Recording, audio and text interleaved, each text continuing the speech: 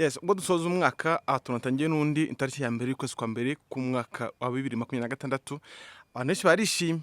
abenshi baraye mu nsengero nyine ababanza umwaka mu 25 bibera mu tuntu dusanzwe nyine bajya mu rusengero gusenga none abandi bamaze imyaka umwaka wose bibera mu tuntu nyine two mu rusengero n'ikindi iki bajya kureba fireworks barishima ku mwaka nyine warangije amahoro barishima cyane ariko rero something to remind you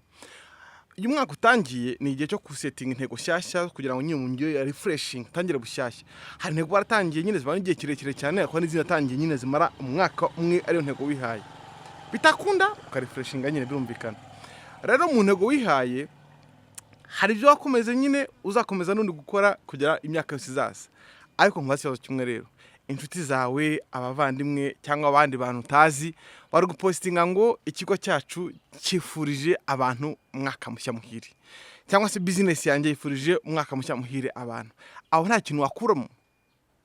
ukamedita ukumva ko nta mwaka utaha uzavuga ngo umwaka urarashize ariko business yanjye ikigo nkoramo cyangwa se business runaka nubatse iri kwifuriza abantu umwaka mushya muhire ni ikintu cy'ingenzi cyane ugomba kubakaho nakavuga uti no umwaka utaha uzarangira afite ikintu giti cyanjye something of your own.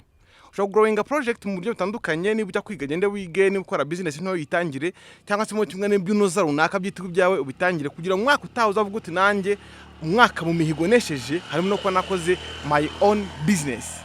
ikintu cyane bwite ku buryo uvuga ati ikigo cyane kifurije abantu umwaka mushya muhire maze umwaka uzatubere mwiza amata n'ubuki dukomeza gukurikirana cyane visit Huye kugira ngo Huye yacu imere nk'iyamaraye garuri cya cyiciro cya mbere cya kera abantu bayikunde bayishagare bayisure ubundi tumuze dutere imbere twese peace and love.